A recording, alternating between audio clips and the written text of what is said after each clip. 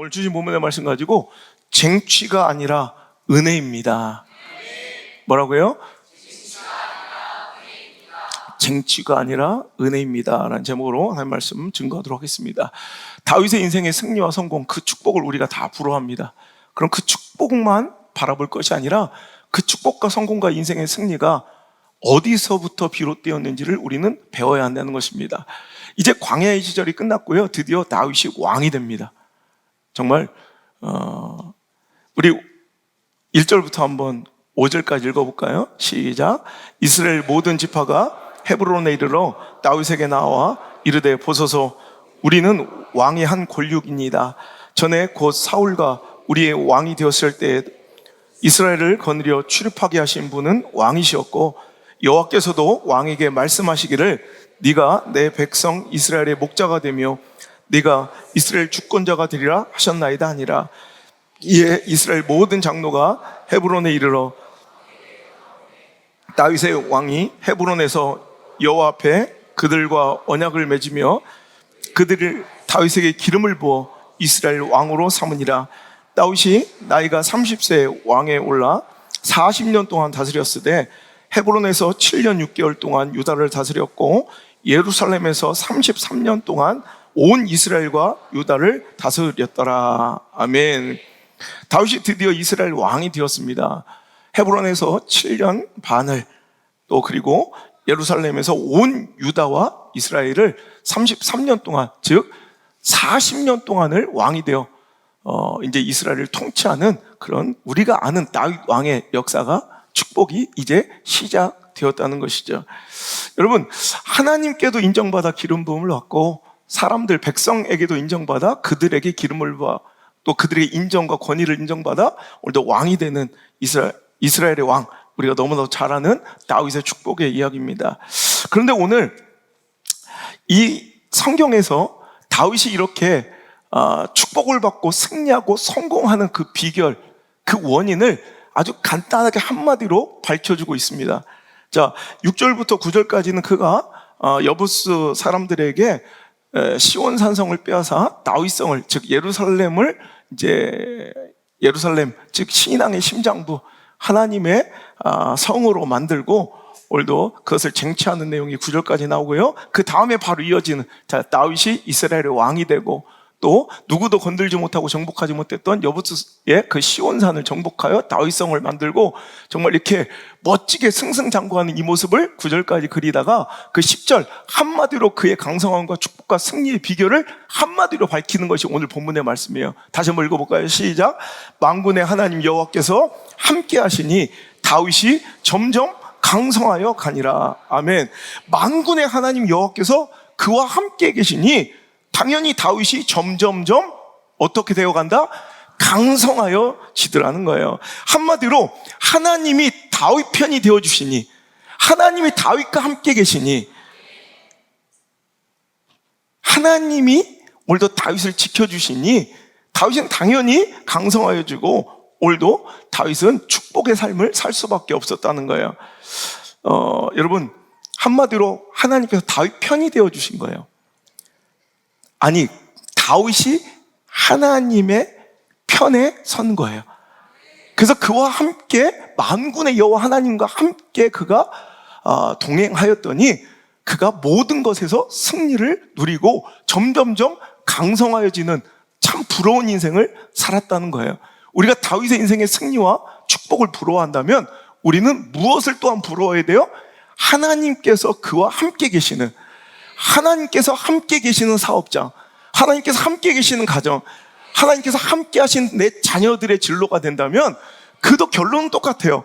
하나님께서 그와 함께 계시니, 하나님께서 그 사업장과 함께 계시니, 하나님께서 그 교회와 함께 계시니, 하나님께서 그 사역과 함께 계시니, 하나님께서 그 자녀들의 인생과 함께 계시니 그가 점점점 강성하여지더라. 이것이 여러분의 가정과 자녀들의 인생의 결론과 결말되기를 주의 이름으로 축복합니다.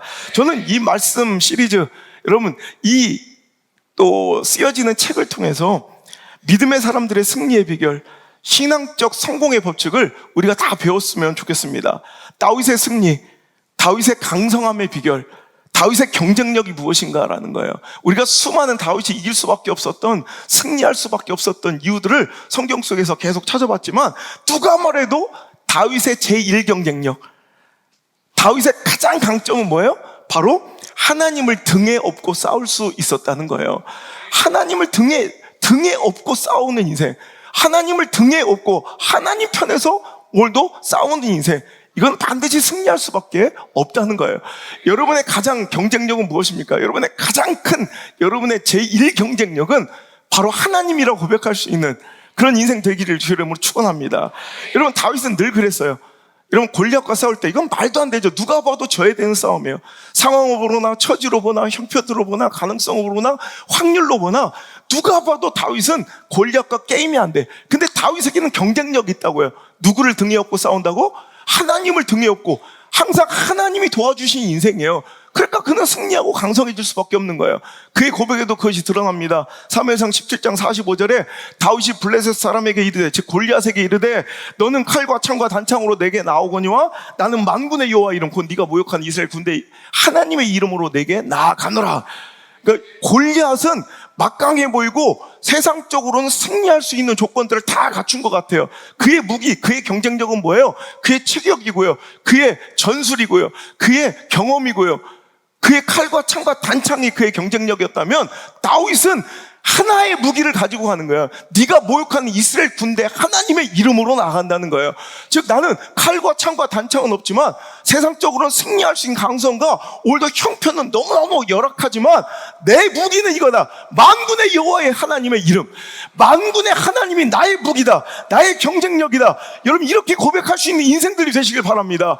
여러분, 난 다른 거 없어, 다른 건 부족해, 그래 다른 것은 좀 뒤쳐져, 다른 건 좀 열악해, 하지만 나의 경쟁력은 하나님이다 라고 나 혼자 주장하는 것이 아니라 진짜 그런 인생 되신다면 여러분의 인생은 갈수록 강성해질 수밖에 없고요, 갈수록 승리할 수밖에 없고요, 이런 그 승리와 성공은 보장되어 있다는 거예요. 그 결론은 분명하다는 거예요. 승리일 줄 믿습니다. 축복일 줄 믿습니다.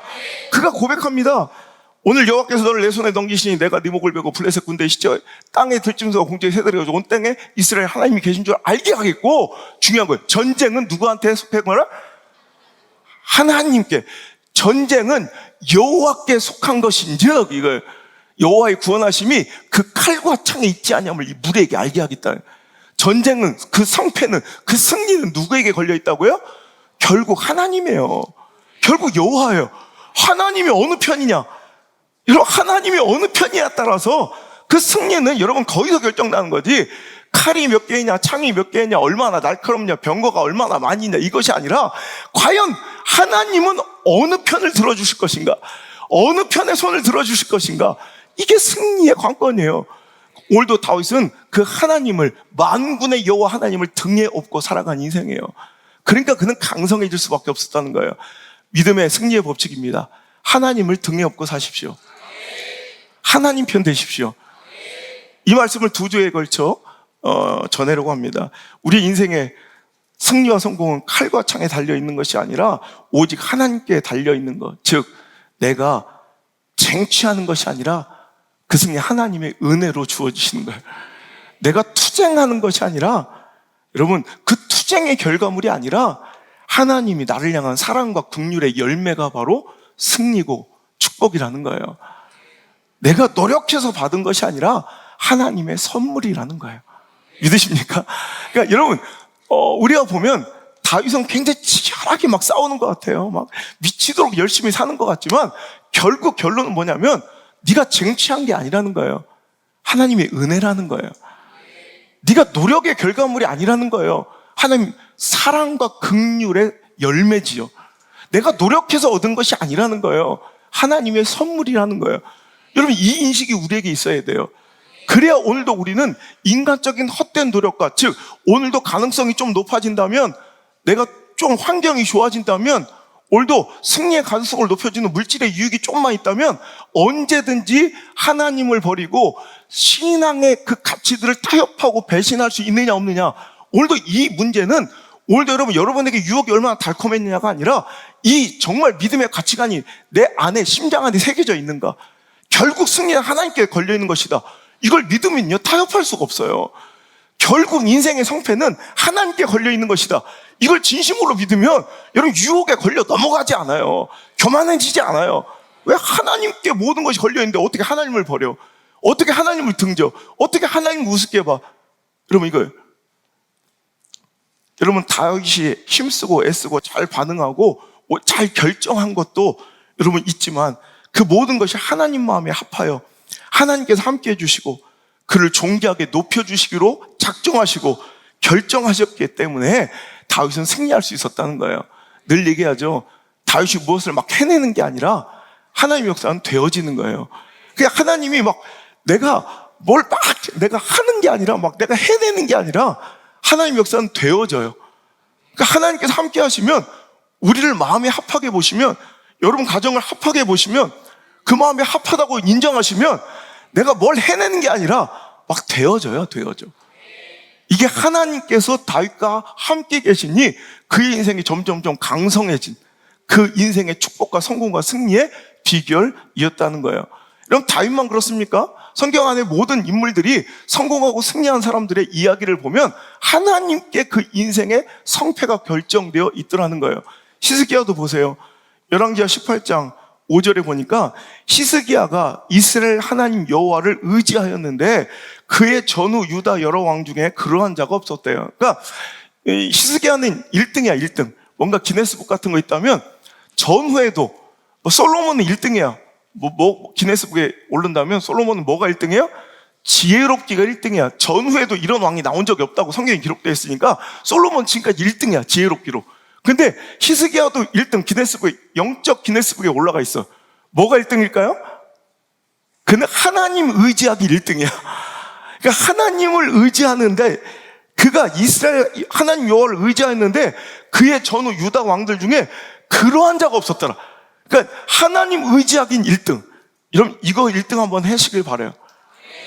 여러분 진짜 하나님 의지하는 것만큼 내가 1등 한번 해보겠다. 그랬더니 결과가 어떻게 해요? 자 6절 시작. 곧 그가 여호와께 연합하여 그에게 떠나가지 아니하고 여호와께서 모세에게 명령하신 계명을 지켰더라. 여호와께서 그와 함께 하심에 그가 어디로 가든지 형통하였더라. 아멘.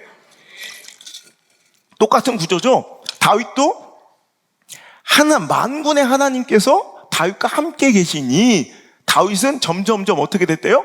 강성하여졌고 히스기야도 하나님만 의지하니까 즉 하나님만 붙들고 매달리니까 하나님이 그와 함께 계심에 그가 어디로 가든지 형통하였더라. 승리의 비결은 여기 있는 거예요. 하나님께서 함께 계시고 우리가 세상의 칼과 창과 단창을 의지하는 것이 아니라 세상의 정보를 의지하는 것이 아니라 관계를 의지하는 것이 아니라 물질의 유익의 어떤 아이템을 의지하는 것이 아니라 이런 가능성 확률 분석 통계 그래프 따위에 내 마음을 쏟는 것이 아니라 오직 여호와 하나님을 의지하고 다윗처럼 하나님을 등에 업고 하나님을 만군의 여호와 하나님을 자신의 가장 큰 경쟁력이라고 고백하며 그것을 무기 삼아 살아갈 때 하나님께서 그들을 떠나지 아니하고요. 우리도 그들을 강성하게 해주시고 그가 어디로 가든 형통하게 하신다는 거예요. 오늘 결론은 이거예요. 하나님이 승리하세요. 그러니까 오늘도 이기는 편에 서는 것이 지혜이다라는 거예요. 이기는 쪽에 인생을 걸고 이기는 편에 줄을 서고 오늘도 그곳에 거하는 지혜로운 자 되시길 주의 이름으로 축원합니다. 그것이야말로 가장 확실한 승리의 비결이요. 승리를 보장받고 싸우는, 승리를 아예 예약해놓고 싸우는 여러분 현명한 삶의 여러분 인생의 축복의 성공의 비결인 줄 믿으시길 바라요. 잠언서 19장 21절 사람의 마음에는 많은 계획이 있어도 오직 여호와의 뜻만이 완전히 서리라. 뭐예요? 니들 마음엔 수많은 생각과 계획이 있을 거야. 알아. 그래. 너희들 마음에는 수많은 계획과 생각이 있어. 하지만 결국 이루어지는 건, 결국 세워지는 건, 결국 이기는 건 뭐예요? 하나님의 뜻만이. 하나님이 계신 쪽이 이기는 거예요. 세상엔 수많은 이야기들이 있고 계획이 있고 스케줄이 난무하고 여러 가지 의견이 분분해도 결국 하나님의 뜻만이 온전히 서실 줄 믿으시면 아멘. 자, 그럼 어떻게 해야 돼요? 결국 세워질 곳에 있어야죠. 결국 이루어질 곳에 있어야죠. 여러분 망할 곳에, 질 곳에 가 있으면 되겠어요? 지금 보면 누가 봐도 잘 될 것 같은데 결국은 망할 곳에 있으면 안 되잖아.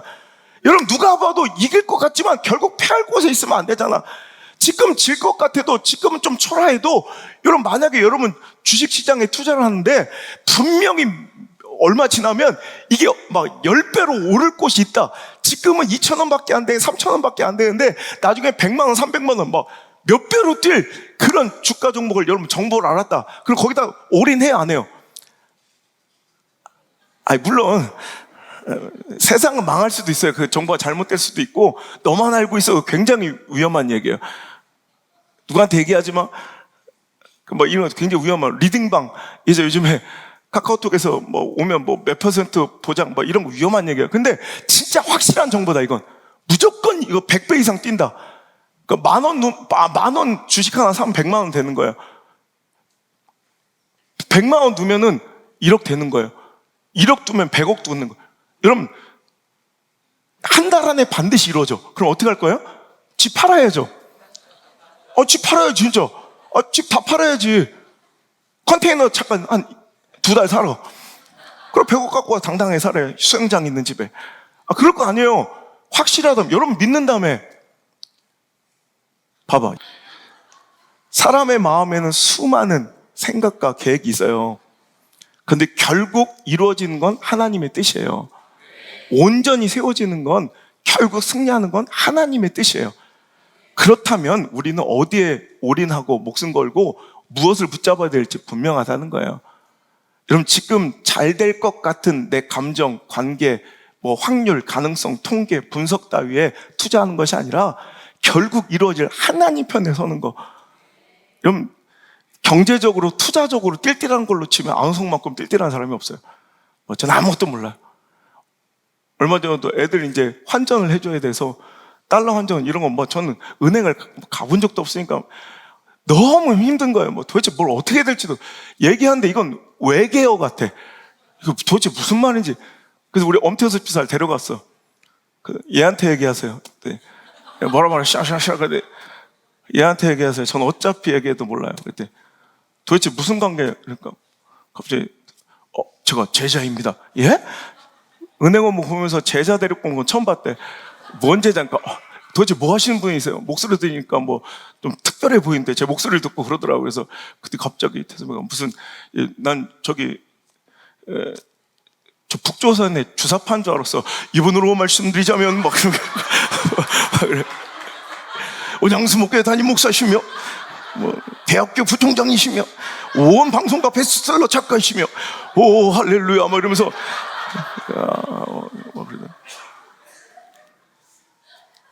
그렇게 똑똑하신 분이 어떻게 이렇게 사세요 그러더라고요.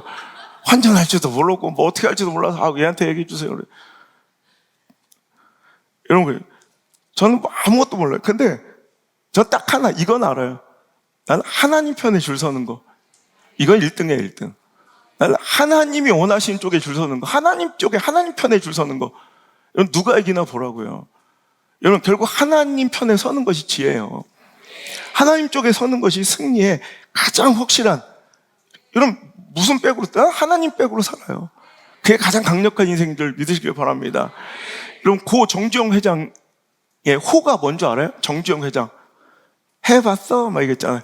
정주영 회장의 호가 만수예요, 만수.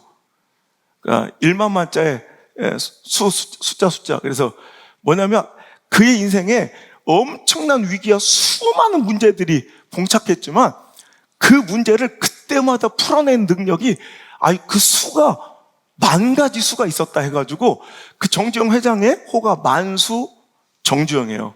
근데 여러분 아시죠? 정주영 회장이 거의 유일무이하게 인정하고, 여러분 정말 칭찬하고 그 곁에 두었던 이명박 대통령, 당시에 현대 사장일 때 이명박 대통령은 까탈스럽고 정말 대단했던 그 만수 정주영 회장 밑에서 살아남은 거의 유일무이한 존재예요. 그렇게 오랜 세월을 버티고 견디고 살아남고 인정받아서 사장의 자리까지 이르면 제1 오른팔이 되면서 사람들은 그랬어요. 야, 저 이명박 사장도 만수는 못 돼도 거의 9천수는 될 거다. 사람들이 저 만수 정주영 회장 밑에서 저렇게 인정받고 살아남는 거 보면 저 이명박은 거의 9천수는 될 거다. 이런 얘기를 많이 했어요. 근데 이명박 대통령이 옛날에 그 사장 시절에 이런 얘기를 많이 했다고 그래요. 그런 얘기를 들을 때마다 손살을 치며 부정했대요. 아니라고. 전 구천수가 아니라고. 구천수는 아무리 애쓰고 노력해봤자 만수를 이길 수도 없고 감당할 수도 없고 만수에게는 구천수가 인정받지 못한대요. 내가 만수 정지영 회장 밑에서 내가 버티고 살아남고 인정받을 수 있었던 이유는 구천수가 있었기 때문이 아니라 단수였다. 딱 하나, 딱 한 분. 그냥 만수 정지용 회장 그분의 마음에 합하게 단수 한 가지 수로만 살았대요. 하라면 하고, 돌파하라면 돌파하고, 해결하라면 해결하고, 그냥 만수를 감당할 수 있는 것, 만수를 이길 수 있는 건 구천수가 아니라 어쩌보면 한수, 그 단수일 수 있다는 거예요. 오늘도 여러분 우리가 하나님께 인정받을 수 있는 하나님 앞에 여러분 마음에 합할 수 있는 여러분 우리 인간의 수만 더 많은 계획과 스케줄과 프로그램과 시스템이 필요한 것이 아니라 어쩌면 이 시대는 단수가 필요해요. 오직 하나님만 바라고 하나님만 의지할 수 있는 그 단수 하나가 이 시대에 가장 구천수 만수를 이길 수 있는 가장 강력한 수일 줄 믿습니다. 여러분 오늘 다윗은 점점점 강성하여지는데 거꾸로 시간이 지나서 점점점 쇠약해지고 망해가는 인생 있죠. 대변되는 다윗의 이 승리의 이야기를 하려면 할 수 없이 나오고 거론돼야 되는 이유, 인물 누구예요? 사울이죠. 사울왕은 갈수록 점점점 쇠락하고 결국 절망적으로 망해가는 인생이 되더라는 거예요. 무엇이 문제일까? 여러분 사무엘상 16장 13절 14절의 비교를 제가 많이 하는데요. 다시 한번 읽어볼까요? 자, 사무엘상 16장 13절 14절 읽겠습니다. 시작. 사무엘이 기름 뿔병을 가져다가 그의 형제 중에서 그에게 부었더니 이날 이후로 다윗이 여호와의 영에게 크게 감동되니라. 사무엘이 라마로 가니라.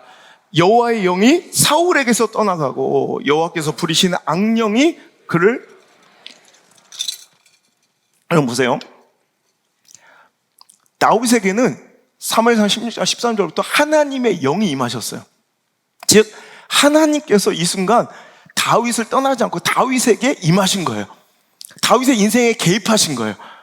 그런데 거꾸로 14절 보니까 지금까지는 다윗 못지않게 승승장구하며 쓰임받고 시대 가운데 중요한 인물로 살아왔던 사울은 뭐가 문제예요?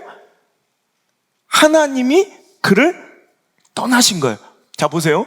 지금 사울은 이전에 처음 하나님 역사에 등장해서 하나님께 그를 택하여 왕으로 세울 때보다 승리의 가능성, 세상적으로 보면 승리하고 성공할 그의 가능성과 확률과 그의 승리의 여러 가지 그 이유들은 조건들은 더 좋아졌어요. 예를 들어 지금 경험도 쌓였죠. 왕으로서 전쟁에 나가서 승리한 경륜이 생겼잖아요. 그러니까 전략으로 보나 경험으로 보나 또 왕의 권위와 정통성도 세워졌고요. 이제 주변 이런 자기 백그라운드도 수많은 사람들이 인정도 받고요. 자기 휘하의 부하들도 생기고 자기의 조직력도 강화됐고 군사력도 강화되고 어떤 면을 보아도 그는 승리할 가능성은 높아졌어요. 그가 오히려 인생 가운데 더 잘 되고 잘 나가야 될 것 같아요. 모든 것이 다 좋아졌으니까. 여러분 이럴 때 조심해야 돼요.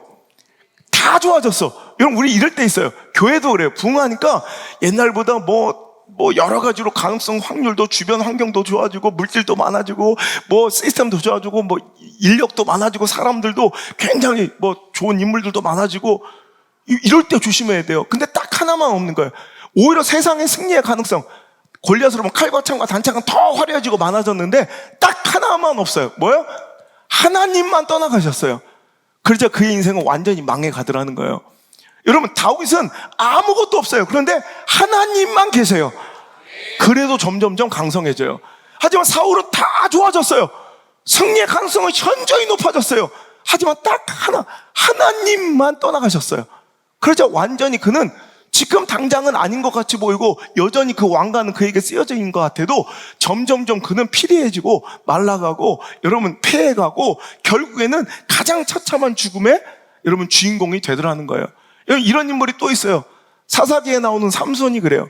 삼손은 하나님의 영이 그에게 갑자기 임하시자, 여러분 사사기 15장에 보면 14절에 보면 하나님의 영이 그에게 갑자기 임하시자 나귀 턱뼈 하나로도 1000명을 때려 죽였던 능력의 종이에요. 능력의 사사였다고. 근데 바로 그 다음 장 15장까지 이렇게 능력과 맹위를 떨치며 그를 상대할 사람은 이 세상에, 그를 감당할 수 있는 사람은 이 세상에 없는 듯 보여요. 여러분 보세요. 칼도 아니고 창도 아니고 뭐 총, 따발총도 아니고 나귀 턱뼈 같은 거, 이 나귀 턱뼈 하나 붙잡고 1000명을 때려 죽였어요. 1대 1000. 여기서 아무리 잘 싸운 사람 있어도 1000명은 우리 교회에서 아마 우리 심수영 집사님 같은 경우 제일 잘 싸울 거예요. 그죠? 웬만한 사람 그래도 한 10명만 상대할 수 있을까? 내가 17명 상대했으니까. 자기는 10명, 12명 될 거예요. 1000명. 누가 감당해요? 얘 누가 하도 안 돼요. 김동연도 안 돼요. 추성원도 안 돼요. 1000명이면. 이제 세상은 그를 감당할 수 있는 사람이 없어 보여요. 나귀 턱뼈 하나 들고 변변치 않은 이 뼈다귀 하나 들고도 1000명을 때려잡을 수 있었던 강력함은 어디서 나오는 것이냐? 바로 하나님께서 그와 함께 계심. 성령이 그에게 임하셨어요. 사울처럼. 사울의 그 전반처처럼. 다윗의 인생의 그 전체적인 인생의 그 승리의 이유였던 것처럼. 그런데 지금 뭐가 문제예요? 이제 삼손의 몰락을 볼까요? 15장에서 한 장만 옆으로 넘어가요. 한 장만 옆으로 넘어가면, 자, 16장 20절 한번 읽어볼게요. 16장 20절 시작. 드릴라가 삼손이여, 삼손이 잠을 깨며 이르기를 내가 전과 같이 나가서 몸을 떨치리라 하였으나 여호와께서 이미 자기를 떠나신 줄 깨닫지 못하였더라. 블레셋 사람들이 그를 붙잡아 그의 눈을 빼고 끌고 가사에 내려가 노줄로 매고 그에게 옥에서 맷돌을 돌리게 하였더라. 여러분 뭐 보세요. 오늘 그는 블레셋 사람들이 몇 명이 들이닥쳤어요. 1000명도 아니고 그냥 몇 명이에요. 그래서 드릴라가 막 깨워. 그랬더니 걱정하지 말래. 나 삼손이야. 야, 나 삼손이야. 그러니까 이게 지가 지금 잘나서 지금까지 그렇게 이긴 줄 아는 거야. 이 착각에서 깨져야 돼요. 내가 잘나서가 아니라 하나님께서 그의 편이 되어주셨기 때문에, 여러분 나귀 턱뼈 아니라 개뼈다귀도 되고 1000명이 아니라 2000명도 되는 거예요. 하지만 하나님께서 그를 떠나신 줄을 그가 몰랐더라. 여러분 자신만만했지만 그가 놓치고 있는 것은 뭐예요? 하나님이 그를 떠나신 줄 그가 알지 못하. 이게 비참함이에요. 하나님께서 그 교회를 떠나신 줄 그 교회는 모르고 있더라. 하나님께서 그 사업장을 떠나신 줄 모르고 있더라. 하나님께서 그 가정 떠나신 줄 모르고 있더라. 이게 비참함이에요. 그때 어떻게 돼요? 여러분 오히려 삼손은 다른 것은 승리의 가능성들은 더 배가 되어 있을지 몰라도 오히려 삼손에게 하나님 하나 떠나가시니, 여러분 한 장 15장에서 그 맹위를 떨치고 세상이 감당할 수 없었던 삼손이 16장 한 장만 지나가니까 눈알이 뽑히고 가서 짐승처럼 맷돌을 갈다가 여러분 거기서 처참하게 죽게 되는 인생. 이게 삼손의 인생의 결론이에요. 하나님 떠나가시면 아무것도 아닙니다. 우리 인생에서 하나님 떠나가시면 아무것도 아닙니다. 우리 교회에서 하나님 떠나가시면 아무것도 아닙니다. 여러분 우리 사업장 가운데 하나님 떠나가시면 아무것도 아닙니다. 믿습니까? 오늘 여러분 하나님 편에 서는 것이 이기는 가장 강력한 방법이며 가장 최상의 수다. 여러분 하나님 편에 서시길 바랍니다. 두 번째, 오늘 여러분 우리 인생 가운데 절망하고 근심하고 있는 이유들이 있어요. 왜? 내가 너무 초라해 보여. 맞닥뜨린 문제와 상황에 비해 내가 너무 열악해 보이고 내 형편이 너무 초라하고 내 상황이 너무 긴박하고 너무 어려워 보일 때 우린 절망해요. 근데 여러분 그거 아세요? 그 절망도 죄라는 거? 여러분 그 근심도 죄라는 거 아세요? 여러분 이게 불신앙의 모습이라는 거예요. 왜 그럴까요? 오늘 여러분 내가 약한 거지 우리 하나님 약하세요? 내가 다급한 거지 우리 하나님이 다급하세요? 내가 초라한 거지 우리 하나님이 초라하세요? 여러분 세상에 내 편이 하나도 없다고 생각되고 고독하고 처참할 때 여러분 그때 눈물 흘리지 마세요. 그때 반드시 당신 편은, 반드시 여러분을 떠나지 않는 유일한 당신 편은, 유일한 내 편은 바로 하나님이실 줄 믿습니다. 나의 약함과 나의 상황의 절박함, 처지의 곤란함, 형편의 열악함에 절망하지 마십시오. 약한 건 나지 내가 믿는 하나님은 절대로 약하지 않음을 믿으시길 바랍니다. 그 하나님이 다윗과 함께 계시니, 그 하나님이 나와 함께 계시니 그가 점점점 강성하여지더라. 그 인생의 결말, 여러분의 인생의 후반전은 반드시 그렇게 결론날 줄 믿으시길 바랍니다. 여러분, 미국의 마이애미 축구팀의 세계적인 탑스타 메시가 이적을 해갔어요. 여러분, 발롱도르를 7번이나 수상했던 메시가 그 허접한 팀 마이애미로 갔더니 어떤 일이 벌어져요? 마이애미가요, 메시 가기 전에는 지금 11경기 무승이었대요. 3무 8패, 한 번도 11경기 동안 승리가 없었던 팀이에요. 믿으시길 바라요. 미국 현지 소식통 우리 안드레한테 들은 얘기예요. 오늘 들은 얘기예요. 여러분, 3무 1패였대요. 마이애미 팀이 너무 연약한 약체팀이라 메시 오기 전까지 11경기 동안 승리가 없어. 이 정도면 시즌 끝난 거예요. 11개 동안 승점 3점을 못 땄으면.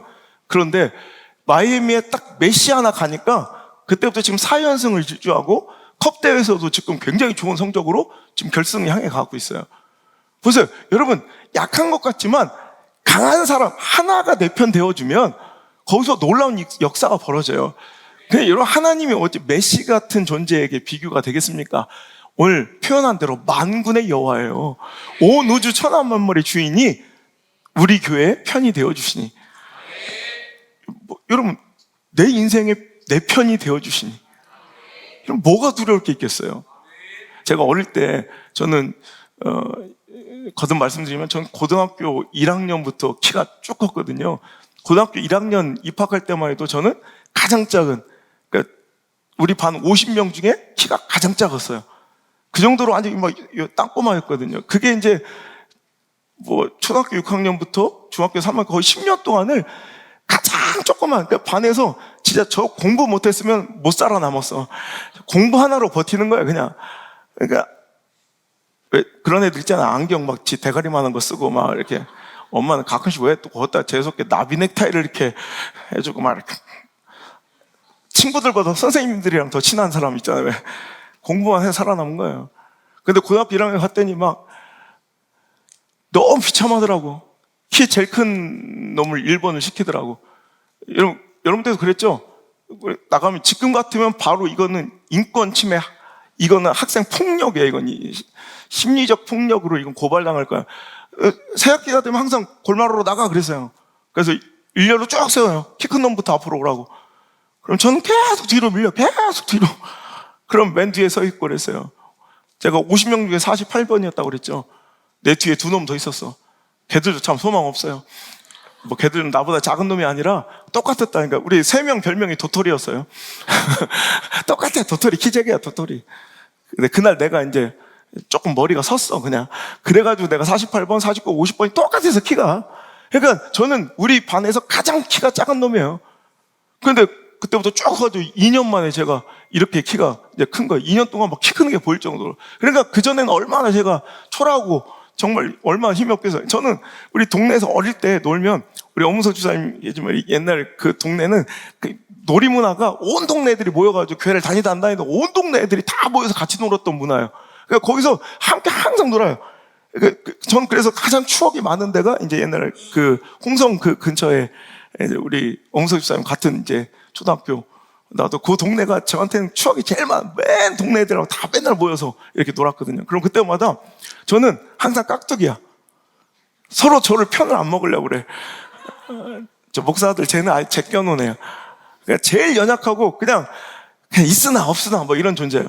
그러니까 저는 되게 좀 이렇게 저리 가라, 이리 가라, 이쪽 편 저리 가라 막 왔다 갔다 하다가 근데 어쩔 수 없이 이제 쭈구리처럼 이렇게 뒤에서 이렇게 서 있다. 그런데 우리 교회 진짜 공부도 되게 잘하고 공부도 잘하면서 등치도 되게 좋아서 씨름 선수까지 하셨던 그 형이 있어요. 저보다 한 4-5살 많았나 그랬던 것 같아요. 근데 그 형님이 항상 너무 고맙게도 저를 이렇게 깍두기 칩한 동네 사람들 가운데, 동네 애들이 막 저를 깍두기 치고 이리로 가 저리 가라 막 내팽개치고 저를 막 다 버릴 때 눈물 나네 또. 그 형님은 가만히 이렇게 지켜봐. 내가 이쪽 편에 가면 그 형님이 그냥 난 알아. 내가 이쪽 편 할게 이래. 내가 있는 편으로 그 형은 꼭 와서 우리 편이 되어주면 우리 편 무조건 이겨요. 막 암행어사를 하든 뭘 하든 그 형이 오면 무조건 이겨요. 그러니까 저는 어디로 가든 상관없어요. 결국 그 형이 마지막에 우리 편으로 와줘요. 참 그 형 고마웠어요. 그 형 때문에 생각나는 D.L. 무디가 이런 얘기했어요. 우리 하나님께서 우리를 떠나가실 때는 내가 너무 작고 초라할 때가 아니라 내가 너무 커져버렸을 때다. 세상 사람들은요, 깍두기같이 작고 초라한 자들을 버려요. 나한테 오지 말라고, 저쪽으로 가라고. 근데 하나님은 꼭 그 대형 같았어요. 하나님은 이렇게 보시다가 오히려 그 약하고 초라함을 보고 내 편이 되어 주시더라고요. 그래서 전 늘 이기는 편에 있었던 것 같아요. 그래서 제가 그때 다짐했어요. 내가 나중에 잘 되면 꼭 저렇게 힘없고 연약한 사람들 편에 서줘야겠다.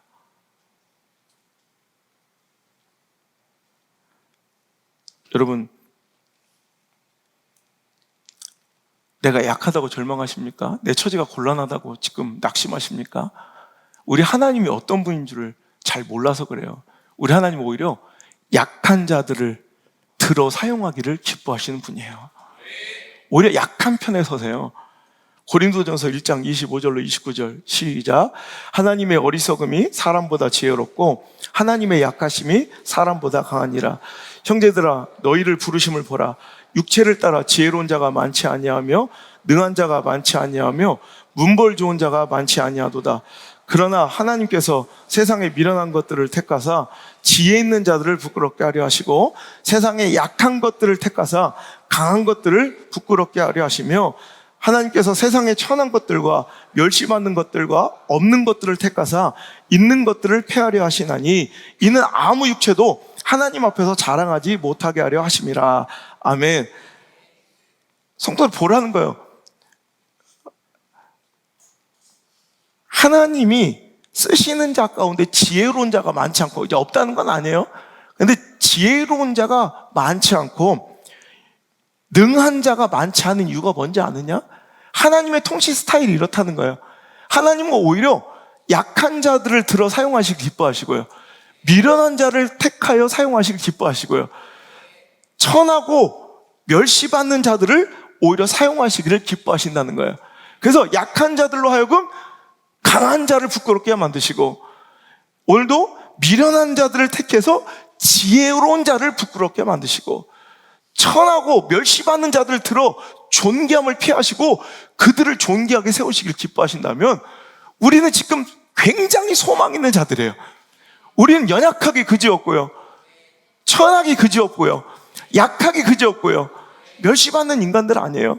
그런데 하나님은 오히려 그럴듯하고 뭔가 그럴싸한 인생들을 들어 사용하시는 것이 아니라 이렇게 약한 자들을 들어 강한 자들을 이기게 하시고 미련한 자들을 택해서 지혜로운 자를 부끄럽게 만드시고 오늘도 멸시받고 천한 자들을 존귀하게 높이셔서 오늘도 존귀함을 패하게 만드시는 분이 우리 하나님이시라면 우리에게도 지금 소망이 있는 줄 믿습니다.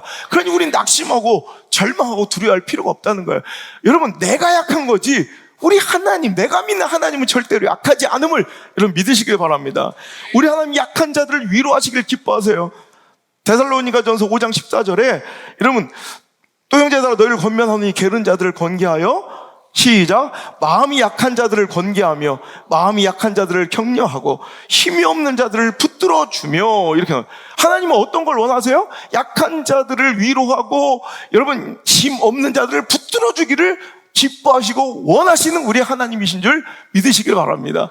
그렇다면 우리의 약함은 절망의 이유가 아니라 오히려 하나님이 내 편 되어주시고 오히려 하나님께서 나의 삶의 문제에 개입하시려는 굉장히 큰 통로와 기회로서 우린 바라볼 줄 알아야 돼요. 제가 늘 얘기하지만 복음서에 나오는 예수님의 말씀 가운데 예수님의 심령의 그 마음의 불쌍함, 긍휼히 여김, 뭔가 애틋함, 이런 것이 표현될 때는 반드시 그 뒤에 우리가 그렇게 놀랍도록 바라고 원하고 우리가 꿈꾸는 기적들이 선물로 주어지더라는 거예요. 예수님께서 불쌍히 여기시면, 여러분 복음서 보세요. 자, 마태복음만 대충 봐도 여러분 예수님께서 불쌍히 여기시면 눈먼 자가 눈을 떠요. 마태복음 9장에 눈먼 자가 눈을 뜨고 귀신이 떠나가고 병든 자와 약한 것들이 고침을 받았어요. 또 많은 병자들이 예수님께 불쌍히 여김을 받으면 많은 병자들이 고침을 받아요. 마태복음 14장에. 또 마태복음 15장 불쌍히 여겨달라 애원하는 가나안 여인, 이방 여인의 귀신 들린 딸을 고쳐주세요. 예수께서 불쌍히 여기시자 다리 저는 사람, 말 못하는 사람과 맹인을 고치시고 오병이어의 기적이 펼쳐진 것도 다 그들을 불쌍히 여기셨다 함이더라. 하나님께서 불쌍히 여기실 때 오병이어의 기적이 터지고요. 하나님 불쌍히 여기실 때 다리 저는 자가 고침을 받고요. 모든 장애인들이 고침을 받고요. 병든 자가 나음을 입고요. 귀신이 떠나가고요. 눈먼 자가 눈을 뜨고요. 놀라운 기적과 이사들이 어디서 펼쳐져요?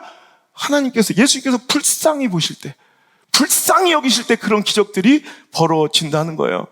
여러분 기억하십시오. 오히려 나의 연약함이 하나님의 강함의 개입의 시작인 줄 믿습니다. 사람의 끝은 하나님의 시작이십니다. 나의 끝은 오히려 하나님의 역사의 시작임을 믿으시길 바랍니다. 나의 능력의 한계를 실감하십니까? 능력의 한계에 부딪혔습니까? 그렇다면 이제 내가 하나님 편에 붙어서 내가 아닌 하나님이 나서시도록 만드시길 바랍니다. 하나님이 싸우시도록 하시기를 바랍니다. 그게 바로 승리의 비결이며 지혜인 줄 믿습니다. 하나님은 나의 상황의 절박함의 크기, 내 처지의 곤란함의 크기에 전혀 관심이 없으시더라고요. 내가 얼마나 절박한지, 내가 얼마나 곤란한지, 또 상황이 얼마나 시급한지에 하나님은 1도 관심이 없어요. 왜 그럴까요?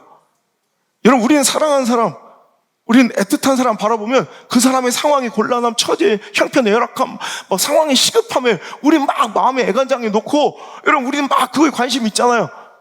우리가 하나님보다 사랑이 더 많아서 그래요? 아니죠. 하나님 우리를 사랑하지 않으셔서가 아니라, 여러분 우리가 하나님보다 사랑이 많아서가 아니라 우린 연약함의 표현이에요. 우리가 어쩔 수 없으니까, 우리가 나 또한 약하니까, 나 또한 열악하니까 그 열악함의 크기가 대단해 보이고, 곤란함의 크기가 대단해 보이고, 시급함의 크기가 너무 대단해 보이는 거예요. 하지만 하나님, 우리가 믿는 하나님은 너무 크신 분이에요. 우리 하나님 너무 위대하신 분이에요. 우리 하나님 너무 광대하신 분이에요. 그분이 보기에는 우리의 시급함은 시급함도 아니에요. 우리의 곤란함은 곤란함도 아니야. 하나님께는, 하나님 우리를 사랑하지 않아서가 아니라 하나님은 너무 크고 위대하신 분이라, 만군의 여호와 하나님이시라 우리의 형편의 곤란함, 상황의 열악함, 우리 처지의 막 시급함이 하나님께는 전혀 시급함으로, 곤란함으로, 열악함으로 느껴지지 않는다는 거예요. 여러분, 필립스 브룩스, 영국의 성경 번역자이며 위대한 설교가였던 필립스 브룩스는 굉장히 막 약간 이렇게 감정적이고 되게 다혈질인 사람이었어요. 막 열정적인 그 성격이 반영되는 모습이, 어느 날 그가 막 뭔가 어떤 문제 때문에 막 그냥 다급해하고 안절부절하며 고민하고 있더래요. 그래서 곁에 있던 사람이 물었어요. 목사님 왜 그러십니까? 무슨 문제라도 있습니까? 그랬더니 참 미치겠다고. 나는 이렇게 다급한데, 나는 이렇게 시급한데 우리 하나님은 하나도 안 다급하신 것 같다고. 열받아 죽겠다고. 무슨 얘기인지 아세요? 난 이렇게 다급한데 우리 하나님은 하나도 안 바쁘세요. 난 이렇게 시급한데 우리 하나님 하나도 안 바쁘신 것처럼 느긋하신 것 같죠? 여러분, 그래서 하나님이 날 안 사랑하는 것 같죠? 여러분, 하나님 내 삶에 관계가 문제, 관심이 없는 것 같죠? 절대 그렇지 않다는 거예요. 하나님 날 사랑하지 않으셔가 아니라 하나님 너무 크신 분이라, 하나님 너무 능력 있는 분이라, 위대하신 분이라 우리의 연약함, 우리의 열악함, 우리의 곤란함, 우리의 시급함 따위가 하나님께는 한 개도 문제가 되지 않다는 거예요. 하나님이 우리 편이 되어주시는 순간 그 문제는 일시에 끝나요. 여리고성이 허물어지는 그 일시에 우리의 문제는, 그 심각한 문제는, 그 처절한 환경은 일시에 무너지고 홍해처럼 갈라질 줄 믿으시길 바랍니다. 여러분, 제가 요즘에 여호수아서를 계속 묵상해요.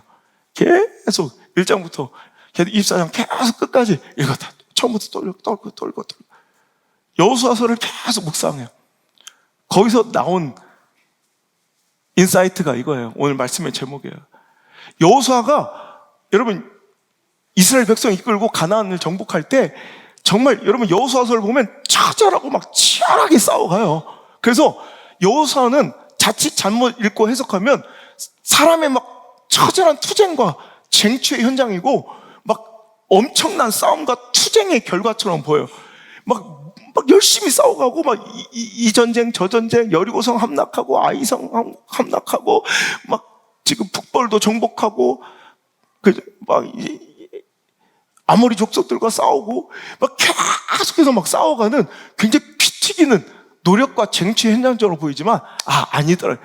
읽으면 읽을수록 가나안은 쟁취가 아니라 하나님의 은혜였구나. 내가 싸우는 내가 뭔가 하는 것처럼 보여도 그건 내 노력이 아니라 하나님의 선물이셨구나. 내 투쟁의 결과물이 아니라 하나님의 긍휼과 사랑의 열매였더라. 이것만 깨닫게 되는 거예요. 여러분 우리 여호수아서 한번 볼까요? 제가 여호수아서를 요즘에 여호수아서 쭉 딱 요단강 건널 때부터 그래요. 요단강을 건넜어요. 가자마자 4장에 보면 길갈에서 기념비를 세워요.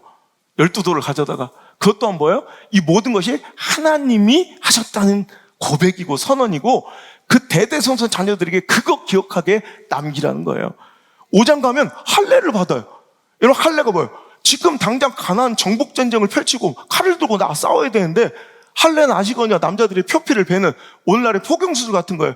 움직일 수 없고 전투력을 완전히 상실하는 거예요. 그런데 그 중대하고 위중한 순간에 다 남자들이 전체가 다 할례를 받는 건 내가 싸우는 게 아니라는 거예요.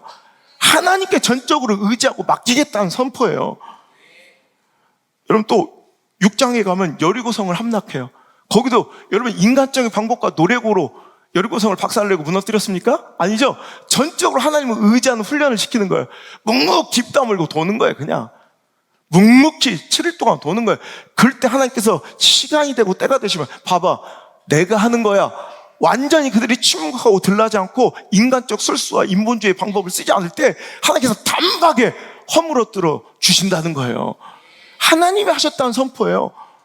여러분 그런데 또 7장에 가니까 그들이 보기엔 굉장히 우스워 보였던 아이성의 함락을 실패해요. 뭐야? 아무리 네가 볼 때 네 실력을 할 수 있을 것 같아도 네 능력을 할 수 있을 것 같아도 네가 하려면 아이성조차 정복할 수 없는 게 네 수준이야. 우리의 한계를 보여주시는 거예요.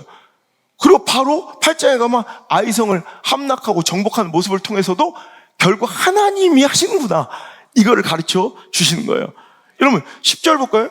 우리 10장 볼까요? 10장. 자, 10장에 보면 5절에 보면 아모리 족속 5 왕들이 예루살렘 헤브론 왕, 야르뭇 왕, 라기스 왕과 에글론 왕이 함께 모여 자기들의 모든 군대를 몰고 이제 기브온을 치러. 즉 기브온은 이스라엘과 화평과 화친을 맺은 그런 족속이에요. 그러니까 그들이 그 배신자를 처단하겠다고 그 강력한 아모리 족속의 5 왕들이 여러분 기브온을 치러 올 때 이제 가나안을 정복하고 있었던 여호수아는 군대를 이끌고 그들을 도우러 가서 아모리 족속 5 왕과 싸워요. 자, 그때 여러분 이것도 이 역사 10장 이 역사도 하나님이 하셨다는 거예요. 여러분 보면 막 여호수아가 치열하게 막 이스라엘 백성들이 칼을 들고 막 치열하게 싸우는 것 같지만 결국 하나님이 하신다는 거예요. 8절 보세요. 시작. 그때 여호와께서 여호수아에게 이르시되 그들을 두려워하지 말라. 내가 그들을 내 손에 넘겨주었으니 그들 중에서 한 사람도 너를 당할 자가 없으리라. 결국 누가 해주시는 거예요? 하나님이 넘겨주시는 거예요. 자, 11절 보세요. 시작. 그들이 이스라엘 앞에서 도망하여 베토론의 비탈길에 내려갈 때 여호와께서 하늘에서 큰 우박덩이를 아세가에 이르기까지 내리시며 그들이 죽었으니 이스라엘 자손의 칼에 죽은 자보다 우박에 죽은 자가 더 많았더라. 보세요. 그러니까 오늘 그들이 노력하고 애써서 승리한 게 아니라 우박을 내리시는데 사람이 칼로 죽인 것보다 그 우박으로 죽인 하나님이 처리하신 것이 훨씬 더 많다는 거예요. 하나님이 하신다는 고백이에요. 또 13절 태양이 머물고 달이 멈추기를 백성이 그 대적의 원수를 갚기까지 하였느니라. 하나님께서 달과 태양도 멈춰버리시고 그들이 승리할 수 있도록 하나님께서 그 배경을, 환경을 만들어 주시더라는 거예요. 내가 칼을 잡고 내가 승리하고 있는 것 같아도 결국 그 모든 것이 다 하나님 손에서 이루어지고 있다는 것을 보여주시는 장면이에요. 여러분 30절 보세요. 시작. 여호와께서 또 그 성읍과 그 왕을 이스라엘 손에 붙이신지라 칼날로 그 성읍과 그 중에 모든 사람을 쳐서 멸한 한 사람도 남기지 아니었으니 그 왕에게 행한 것이 여리고 왕에게 행한 것과 같았더라. 보세요. 여호와께서 그 성읍을, 그 왕을 이스라엘에 넘기셨기 때문에 이 승리가 가능해졌다는 거예요. 42절 시작. 이스라엘 하나님 여호와께서 이스라엘을 위하여 싸우셨으므로 여호수아가 이 모든 왕들과 그들의 땅을 단번에 빼앗으니라. 누가 싸우셨으므로? 이스라엘 하나님 여호와께서 이스라엘을 위하여 싸워주셨기 때문에 승리했다는 거예요.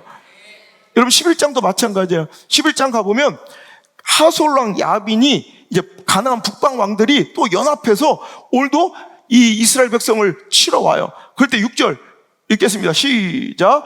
여호와께서 여호수아에게 이르시되 그들로 말미암아 두려워하지 말라.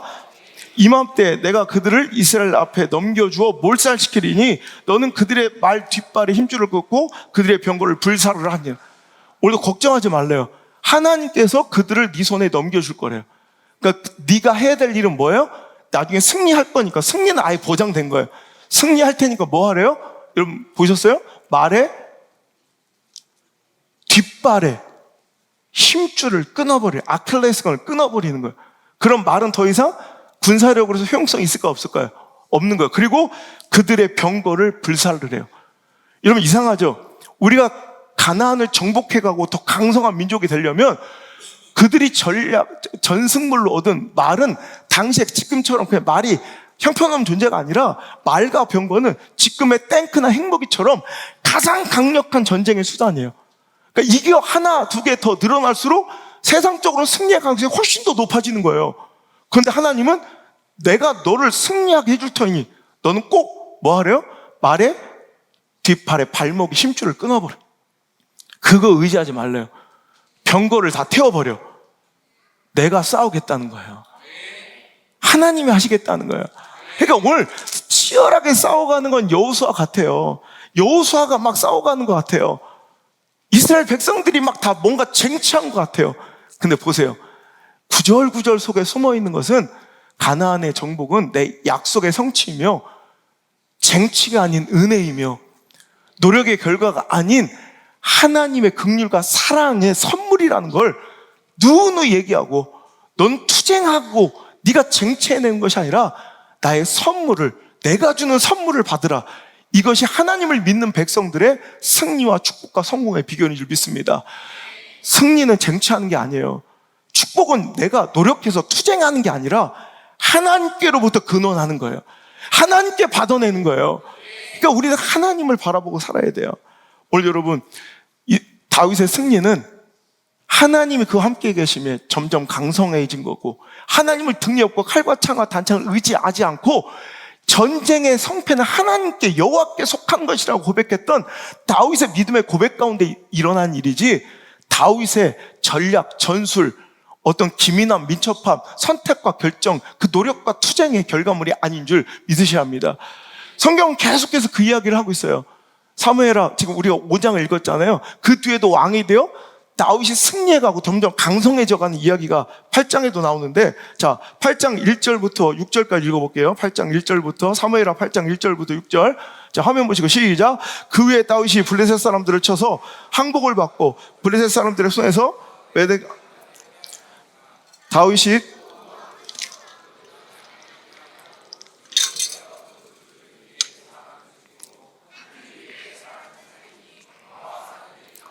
종들이 되어 조공을 드리래.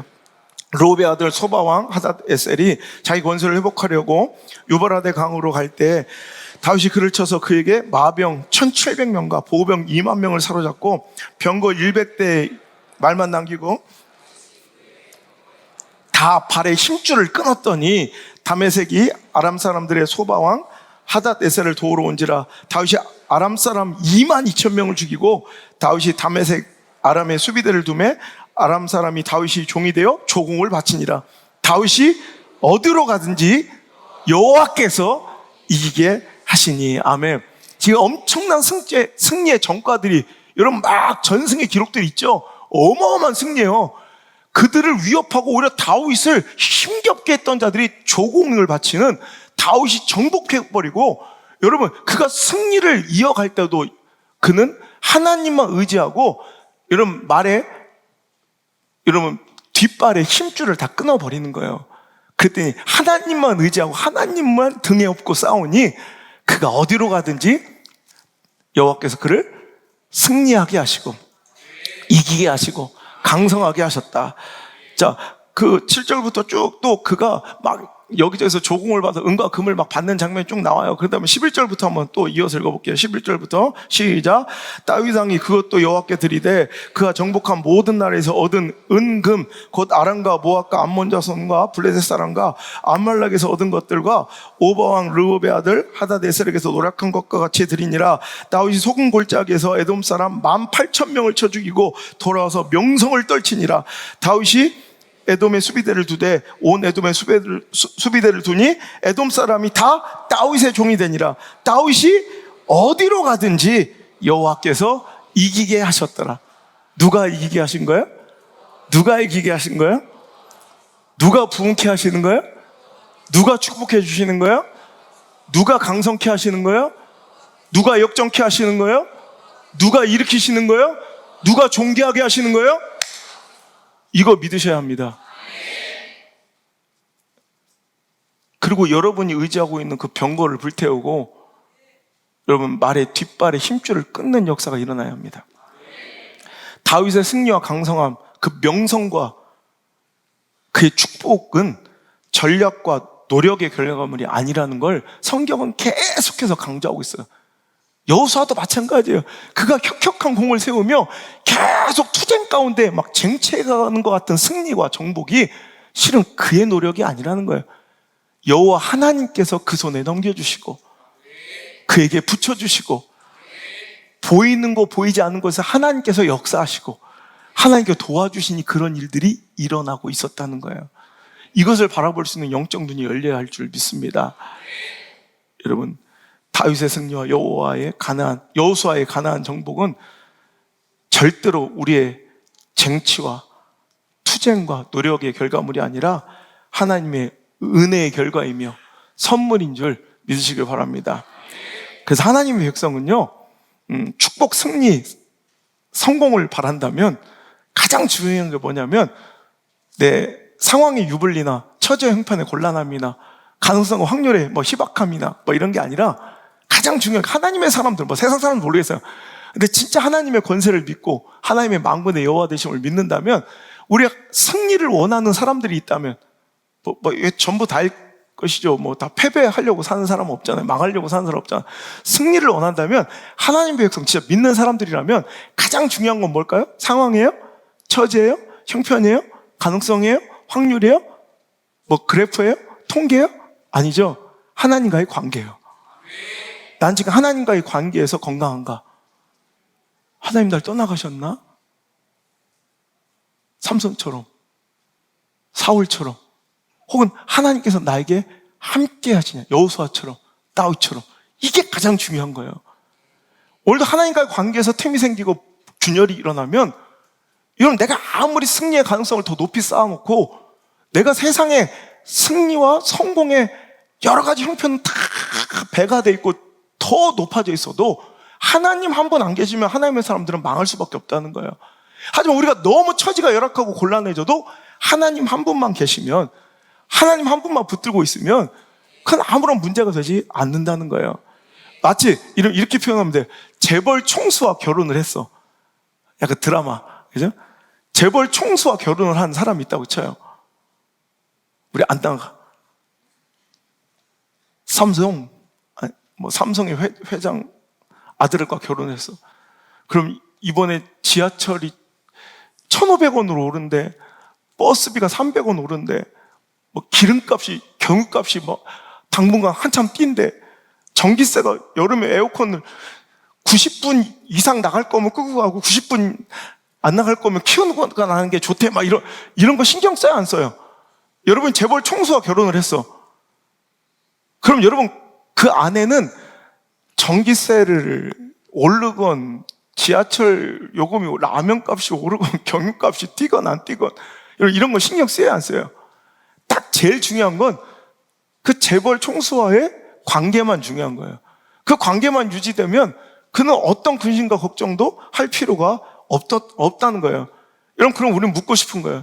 당신은 무엇을 근심하고 걱정하며 지금 마음을 쏟고 있는가? 당신 무엇을 가장 두려워하고 무엇을 가장 근심하고 무엇을 가장 걱정해요? 혹시 무엇을 먹을까, 무엇을 마실까, 무엇을 입을까, 이런 지극히 세상적이고 육체적이고 생존적인 근심과 걱정이 많이 있지 않습니까? 그럼 믿지 않는 자의 이방인들의 근심이래요. 마태복음 6장 31절, 32절. 그러므로 염려하여 이르기를 무엇을 먹을까, 무엇을 마실까, 무엇을 입을까 하지 말라.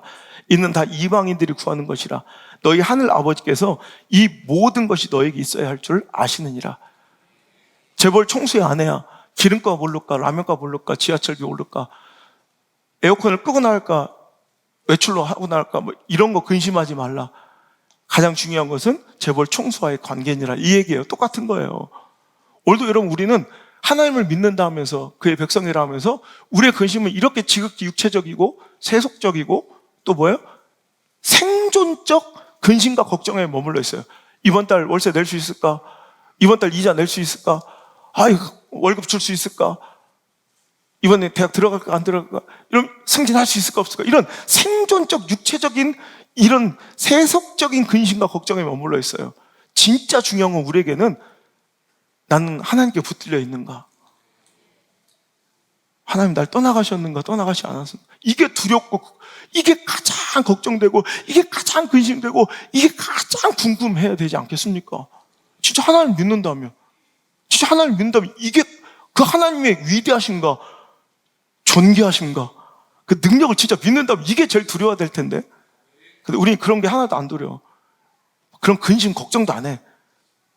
당장 눈앞에 떨어진 세상의 평판과 당장 감당해야 될 이렇게 물질적 이런 처리해야 될 일들과, 그러니까 세상적이고 세속적이고 생존에 관련된 근심과 걱정으로 오늘도 가득해서 살고 있는 저 여러분 아니냐는 거예요.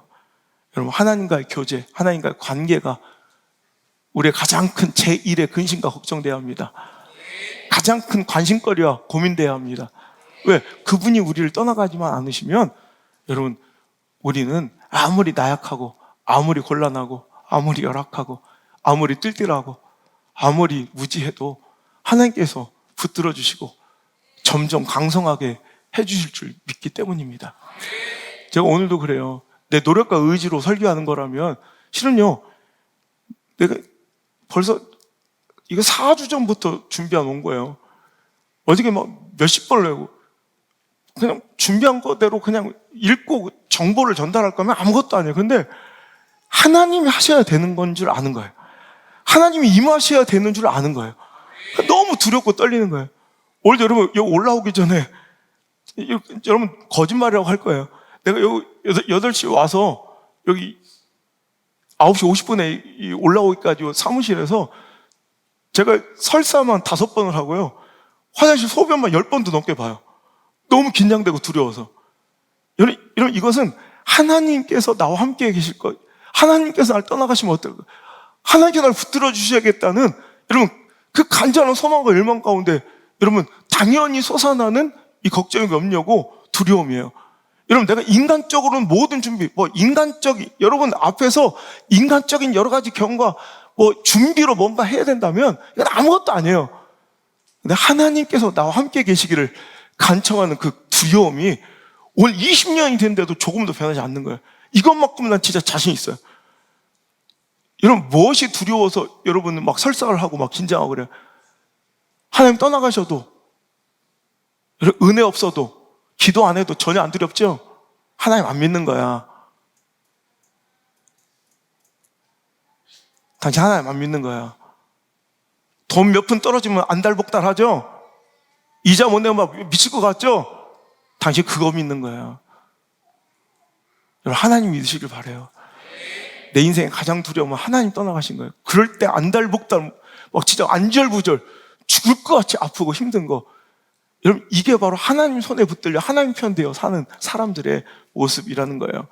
여러분, 마태복음 7장에 다음 주에 또 계속 이어서 말씀 전하겠지만, 여러분, 집에 관련된 예수님의 말씀이 나와요. 반석 위에 지은 집과 모래 위에 지은 집의 비교가 나오는데, 지난주처럼 태풍이 불면 딱 티가 난대요. 태풍이 딱 불어닥치니까 반석 위에 세운 집은 그 풍파와 창수에서 잘 버티고 견디며, 모래 위에 지은 집은 그 바람에 다 완전 허물어져 없어진다는 거죠. 오늘 여러분, 이 두 집에 대한 비교는 집을 어떤 설계로, 내진 설계를 얼마나 잘했는지, 얼마나 견고하게 졌는지, 콘크리트 속에 보이지 않는 철근을 몇 개 빼먹었지 안 빼먹었지 막 이런 문제가 아니더라는 거예요. 집을 얼마나 견고하게 잘 졌는지의 문제가 아니라 어디에 졌는지를 중요하게 생각하라는 거예요.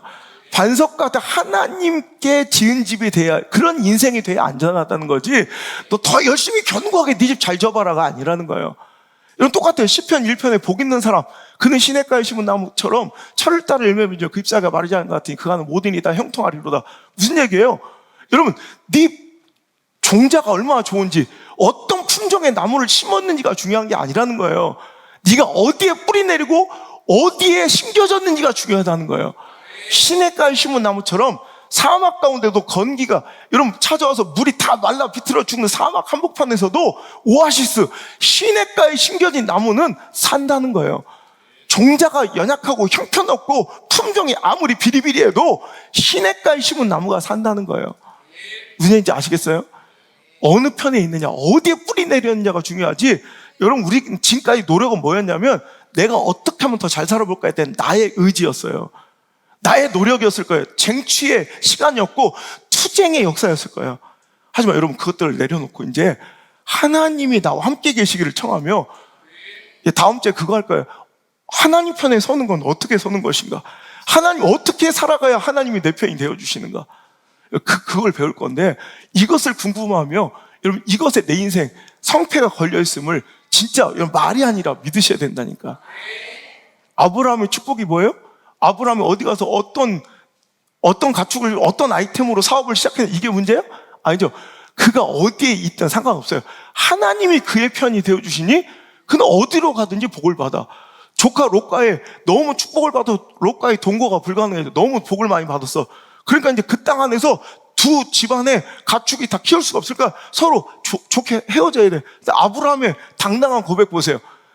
아이템 환경이 중요한 게 아니라 네가 먼저 골라. 네가 좌하면 내가 우할게. 네가 동하면 내가 서할게. 난 괜찮아. 하나님이 내 편이 되어주시면 동이면 어떠하리, 서면 어떠하리, 좌면 어떠하리, 우면 어떠하리. 근데 롯의 선택은 잘못된 거예요. 롯은 세상적 승리와 성공의 가능성을 선택했어요. 소돔과 고모라를 보니까 이건 무조건 성공할 아이템이야. 이건 무조건 성공할 사업이야. 이건 무조건 성공할 배경과 조건이야. 근데 딱 하나, 소돔과 고모라에 뭐만 없어요? 물도 풍족하고 상황도 처지도 형편 가능성 확률도 다 좋은데 뭐만 없어요? 하나님만 안 계신 땅이에요. 근데 망하잖아요. 여러분, 오늘 우리는요, 이 선택 가운데 놓여있다고. 우리는 소돔과 고모라를 선택할 것인가, 아니면 하나님 편에 설 것인가에 대한, 오늘 하나님이 이 질문을 우리에게 오늘 던지고 계신 거예요. 이게 승리의 비결이라는 거예요. 믿든 안 믿든 상관없어요. 이게 진리니까. 믿든 안 믿든 뭐 상관없어요. 이게 진리니까. 제 고백을 하나 드릴까요? 여러분, 제 성향을 아시죠? 저는 계획적이고 완벽하게 준비하며 끊임없이 노력하는 성격이에요. 어릴 때부터 이건 뭐 변치 않는. 저는 완벽해야 돼요. 모든 걸 철저하게 계획해야 돼. 그리고 딱 준비를 철저하게 대비를 해요. 그러니 대학 1학년 때부터 제가 얼마나 많은 계획을 세울게요.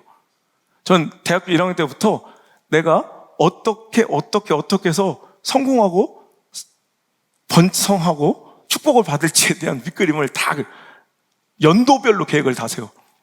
그래서 처음엔 돈도 없고 우리 엄마 아빠가 뭐 저한테 사업 자금을 주실 수도 없으니까 어떻게 종잣돈 시드머니를 벌 건가부터, 그 시드머니를 벌기 위해서 대학교 1학년 때부터 저는 사업을 했고요. 뭐 소기의 성과도 거뒀고요. 그리고 그때부터 그거 가지고 이제 어떻게 하고 그다음에 뭐 하고 이 장사에서 이만큼 돈 벌면 이걸 바로 이 사업으로 전환하고, 지금 그때 제가 세웠던 계획들이, 그때 내가 찍어놨던 아이템들이 지금 막 잘 되고 있는 사업들이에요. 그때부터 막 계획했다. 그런데 안 되더라고. 제가 하나님을 인격적으로 만났어요.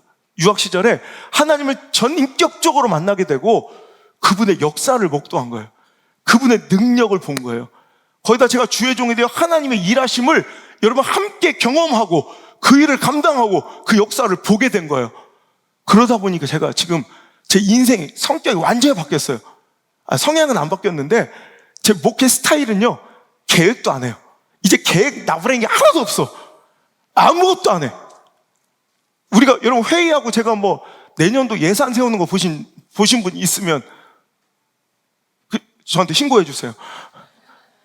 우리가 예산 한 번 세워본 적이 없어요. 그냥 하나님 주신 대로, 근데 결산은 항상 늘어났고 예산은 그냥 하나님 성령 감동대로 써도 한 번도 모자란 적이 없어요. 제가 예산 세우잖아요. 저는 계획하잖아요. 저처럼 철두철미하게 계획적이야 한 걸음도 움직인 사람이, 제가 경험한 20년 동안 목회하면서 제가 이 책을 쓰면서 가장 크게 고백하고 싶은 건 하나님의 계획이 가장 완벽하시다는 거예요. 그냥 하나님의 계획 따라가는 게 가장, 이게 완벽한 승리의 비결이라는 거예요. 그래서 제가 이제는 하나님이 오늘 나에게 주시는 순종에만 성실해요. 그러니까 오늘 내가 해야 할 일만 미치도록 열심히 해요. 내일 일은 난 몰라요, 진짜. 내일 근심은 내일 하는 거예요.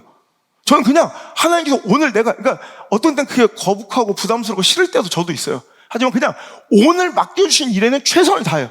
하지만 내일 일을 계획하거나 뭐 어떻게 예측하고 제가 예상하고 뭔가 기민하게 대처하고 반응하는 건 단 하나도 없어요. 물 흐르듯 하나님 역사 속에 내 삶을 그냥 내어 맡기니 하나님께서 함께 계시니 점점점 강성하여지더라. 이게 제 인생의 고백이고요. 20년의 제 목회를 결론 지우고 정리하면서 쓰는 책의 가장 큰 주제가 그거예요. 그러니까 여러분, 여호수아가 가나안 정복에 대해 투쟁과 노력의 결과물이 아니라, 보면 내가 칼 들고 내가 막 싸운 것 같은데 결국 하나님이 하셨다는 거예요. 여호수아가 뭐라고 고백해요? 그래서 여호수아에서의 결론이 뭔지 알아요? 여호수아의 결론은, 그러니 너는 가나안 땅에 들어가면, 여호수아서 24장 13절, 내가 또 너희가 수고하지 아니한 땅과 너희가 건설하지 아니한 성읍들을 너희에게 주었더니 너희가 그 가운데 거주하며 너희는 또 너희가 심지 아니한 포도원과 감람원의 열매를 먹는다 하셨느니라. 저는 이 말씀만 읽으면 그렇게 눈물이 나요. 개척 때부터 저는 이 말씀을 받았거든요. 내가 또 너희가 수고하지 아니한 땅과, 내가 수고해서 얻은 게 아니에요. 건설하지 않은 성읍들 너에게 주었으니 너희가 그 가운데 거주하며 너희가 심지도 아니한 포도원과 감람원의 열매를 먹는다 하였더라. 그러므로 14절 결론이에요. 이제는 여호와를 경외하며 온전함과 진실함으로 그를 섬기라. 너희 조상들이 강 저쪽과 애굽에서 섬기던 신들을 치워버리고 여호와만 섬기라. 아멘. 만일 여호와를 섬기는 것이 너에게 좋지 않게 보이거든, 너희 조상들이 강 저쪽에 섬기던 신들이든지 또는 너희가 거주한 땅에 있는 아모리 족속의 신들이든지 너희가 섬길 자를 오늘 택하라. 택하십시오. 오직 나는, 오직 나와 내 집은, 오직 우리 교회는 여호와를 섬길 것이라. 이게 여호수아서의 결론이에요. 정복? 누가 정복해? 투쟁? 쟁취? 누가 그따운 소리를 해? 물론 내가 싸운 것 같지만 하나님의 은혜였어요. 내가 심지도 않은 그 과실을 먹고, 내가 파지도 않은 땅, 내가 짓지도 않은 성, 내가 파지도 않은 우물을 먹으며 내가 기뻐하며 더 강성해지고 존귀할 수 있는 비결은 쟁취나 노력이 아니라 하나님이 나를 사랑하시고 긍휼히 여기시며 나 함께 하심으로 주시는 하나님의 선물이지, 내 노력의 결과가 아니에요. 여러분도 고백하셔야 돼요. 오직 나와 내 집은, 나와 내 자녀들은 오직 여호와만을 섬길 것이다. 제 성향과 성품은 어쩔 수 없이 내 안에 남아있더라고요. 애비가 되니까 우리 안드레 성주가 지금도 함께 예배하고 있지만 유학을 떠나게 되니까 생각이 많아지는 거예요. 이렇게 해서 최대한 불확실성을 제거해주고 가장 안전하게 보내주려고 내가 한 노력을 막 착착착착 또 옛날 버릇이 나오더라고. 그래서 진짜 불확실성과 예측 불가능한 상황들을 최대한 제거하고 탁탁탁탁 기민하게 막 얼마나 준비를 했는지 제가. 근데 갑자기 정신이 번쩍 드는 거예요. 이 말씀을 준비하면서 여호수아서를 계속 묵상하면서 그래, 내가 하는 게 아니지. 그래서 제가 애들 떠나는 날 새벽까지 집회하고 새벽에 들어왔거든요. 그리고 떠나는 날 공항 가기 전에 여기 무릎 꿇히고 앉고 제가 안수를 하면서 뭐라고 기도하니, 하나님, 내 허접한 인간적인 계획과 내 바람과 소망들을 여기에 다 내려놓겠습니다. 주님, 이 아들 가운데 마음껏 역사해 주세요. 그냥 마음껏 함께만 주세요. 그게 가장 멋지고 완벽한 길인 줄 믿으시길 바랍니다. 오늘 여러분, 하나님 편에 서는 거, 하나님 편에 서면 무조건 승리합니다. 나의 약함과 나의 초라함 때문에 절망하지 마십시오. 오늘도 내 약함은 곧 하나님 역사의 시작일 수 있고요, 하나님 약함 때문에, 나의 초라함 때문에 나를 버리시는 분이 아니라 오히려 그 약함 때문에 나를 붙들어 주시고 나를 떠나지 아니하시며 나를 선택하여 오늘도 존귀하게 높이시며 사용하시는 분임을 믿으시고, 오늘도 교만을 버리고 오늘도 주님 앞에 불쌍히 여김을 받는, 기적을 맛본 모든 사람들의 공통점처럼 하나님의 긍휼함을 얻는 가장 낮은 자의 모습으로 주님 앞에 서서 이 모든 축복과 승리와 성공과 나의 소망은 예수님 때문입니다. 나의 모든 소망은 예수님께 있습니다. 고백할 수 있는 저와 여러분 되시길 주 여러분 축원합니다. 찬양합시다. 세상의 가치를 의지하지 않고, 세상의 말과 병거를 의지하지 않고, 세상의 칼과 창과 단창을 의지하지 않고, 세상의 확률과 가능성을 의지하지 않고, 세상의 처지와 상황에 의지하지 않고, 관계와 감정에 휩쓸리지 않고, 오직 주만, 오직 주만, 오직 주만 믿는 하나님의 백성 되게 하여 주옵소서. 만군의 여호와가 그와 함께 계시니 다윗이 점점점 강성하여 지더라.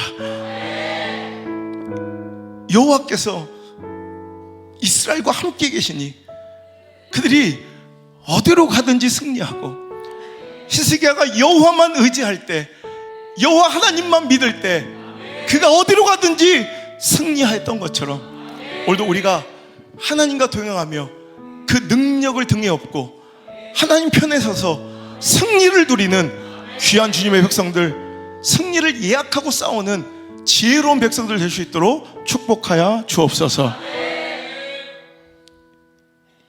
아무리 내가 연약하고 내 처지가 절망적이어도 그 시간은 낙심하고 포기할 시간이 아니라, 절망하며 쓰러질 때가 아니라 오히려 하나님이 내 삶에 개입하시고 만군의 여호와 하나님의 능력이 나에게 임하시는 기회로, 통로로 알고 기뻐하며 낙심 대신 소망을, 절망 대신 희망을, 포기 대신 하나님 향한 신뢰를 올려드리며 끝까지 오늘도 하나님의 역사하심을 기대하고, 오늘도 하나님만 바라고 하나님만 구하고 하나님께만 기도하는 우리 사랑하는 모든 하나님의 승리의 백성들 다 될 수 있도록 도와주세요.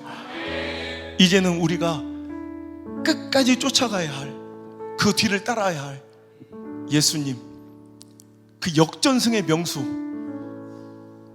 사망의 권세까지 그 모든 어둠을 뒤집어 엎으신 역전승의 명수 예수 그리스도의 그 크신 은혜와 만군의 여호와 하나님, 나의 편이 되어 주시기를 기뻐하시며 약한 자를 포기하거나 버리지 못하시고 꺼져가는 등불, 상한 갈대 같은 나를 오늘도 꼭 붙들고 계신, 세상이 나를 등지고 다 떠나가도 유일하게 내 편 되어 주시는 내 아빠 아버지 하나님의 그 크고 놀라우신 사랑과, 나를 고아처럼 과부처럼 내버려 두지 아니하시고 나를 지키시며 나를 도우시며 내 손을 꼭 붙들고 그 승리의 길을 함께 가자 하시는 보혜사 성령님의 그 따뜻한 위로의 손길이 오늘 이 자리에 나와 오늘도 내 승리와 성공과 내 자녀들의 삶은 내가 투쟁하고 쟁취하는 것이 아니라, 노력하여 받아내는 것이 아니라 하나님의 선물이며 하나님의 은혜이며 하나님의 사랑의 열매임을 깨달아 오직 하나님만 바라고 하나님만 믿기, 하나님만 신뢰하기로 다짐하고 결단한 모든 사랑하는 성도들 머리에 저들의 모든 인생의 발걸음마다 이제부터 떠나가지 마시고 영원토록 함께 계시기를 간절히 또 간절히 축원하옵나이다. 아멘.